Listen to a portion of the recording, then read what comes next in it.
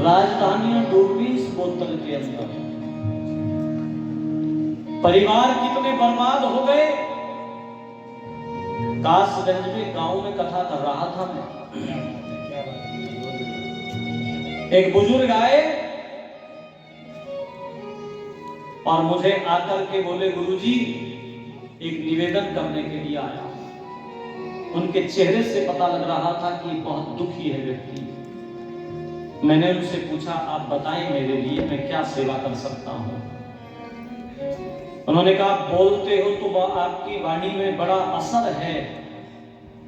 मैं ये निवेदन करने आया हूं कि एक दिन की कथा में शराब के लिए अपील जरूर करना। ये शराब बड़ा नुकसान का पानी है और हो सके तो मैं अपने बेटे को लेकर के आऊंगा, उसे समझाना। मेरा घर बर्बाद हो गया।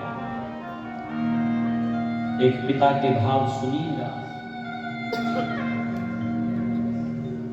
घर बर्बाद हो गया मेरा।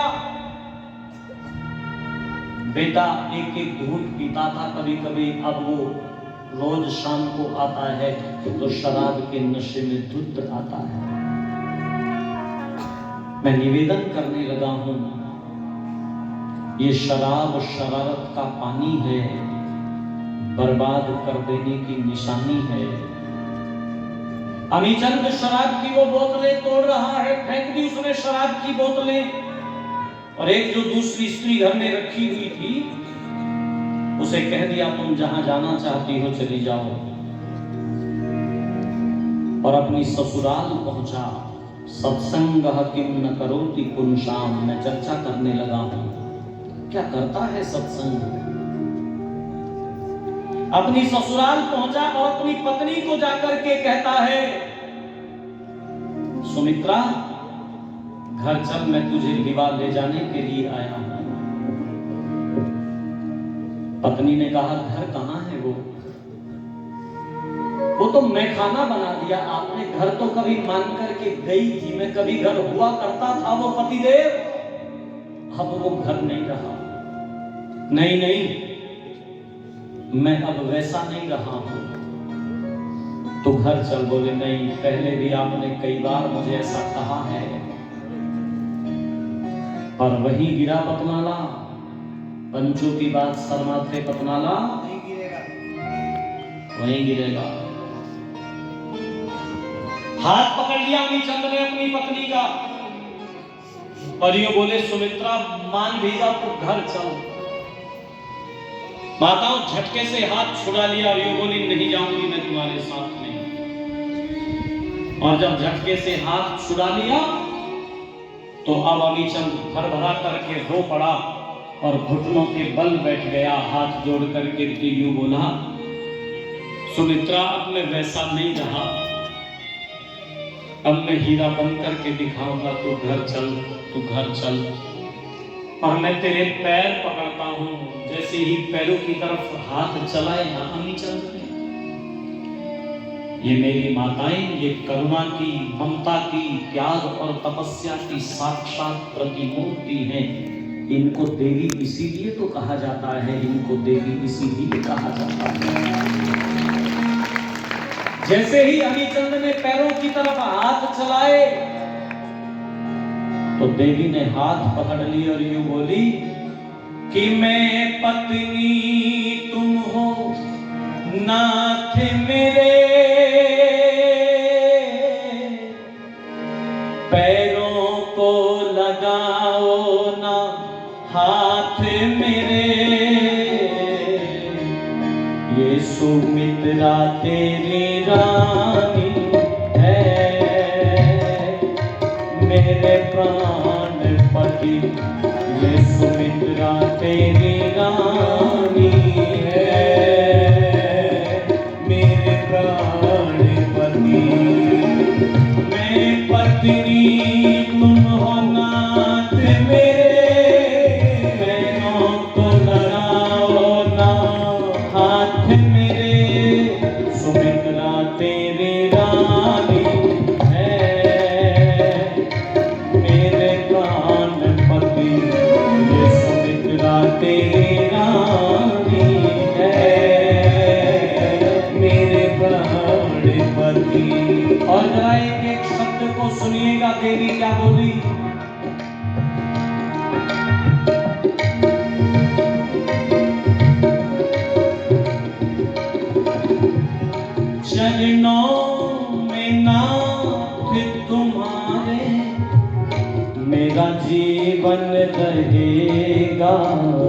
हरदम, चरणों में नाथ तुम्हारे मेरा जीवन रहेगा हरदम।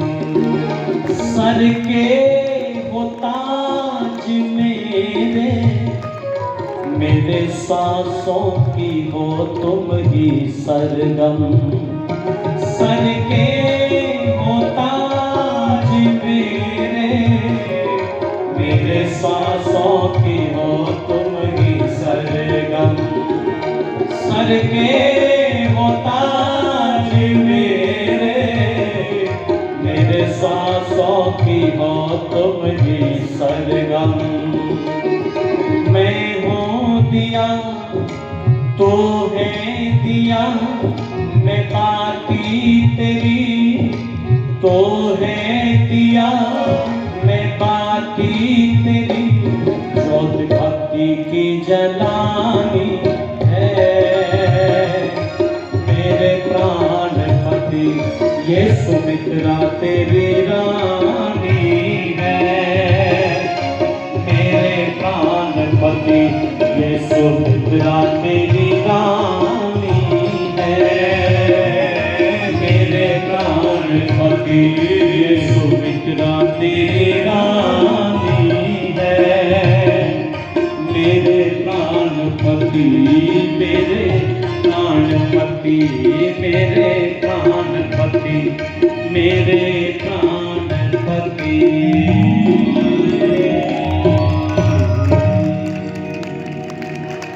बोलिए महर्षि देव दयानंद जी महाराज की जय हो। माताओं बहनों धर्म प्रेमी बंधुओं, सत्संग किम न करोति पुंसाम। ऋषि दयानंद सरस्वती जी महाराज के एक वाक्य ने अमीचंद का जीवन बदल दिया। हीरा बन गया अमीचंद। आर्य समाज का सबसे पहला भजनोपदेशक बना हुआ अमीचंद, सबसे पहला भजनोपदेशक। और बस समय और चला है, मेरी इन बेटियों को जाने का, इन बच्चों के जाने का समय हो गया है। मैं एक बात इन अपनी बेटियों से कहना चाहता हूं। अनुराग जी आप थोड़ा सा बैठ जाओ।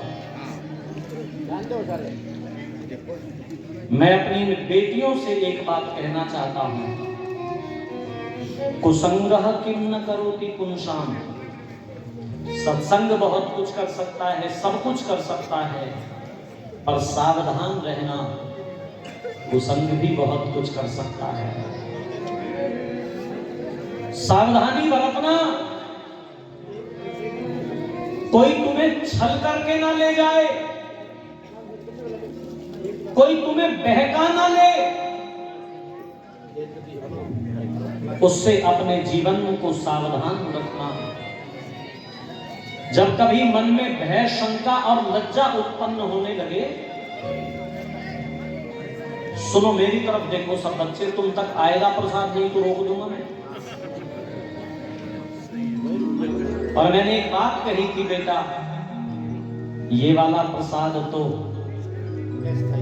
अस्थाई है, बिल्कुल, बहुत धन्यवाद आपका, लेकिन मैं जो प्रसाद तुम्हें देना चाहता हूं वो स्थायी प्रसाद है। कभी कोई काम करते हुए मन में भय उत्पन्न होने लगे, कोई देख तो नहीं रहा मुझे, तो समझ लीजिएगा कि पिता की पगड़ी पर कोई दाग लगने वाला है। और मेरी लाडो, मेरी बेटियों, मैं तुमसे कहना चाहता हूं कि अपने पिता की पगड़ी को झुकने मत देना, क्योंकि जब पिता की पगड़ी झुकती है तो केवल पिता की पगड़ी नहीं झुकती, माँ की कोख भी लज्जित होती है। और माँ की कोख लज्जित होती है तो केवल माँ की कोख लज्जित नहीं होती, भैया का सम्मान भी कहीं ना कहीं धूमिल होता है, लज्जित होता है, अपमानित तो होता है।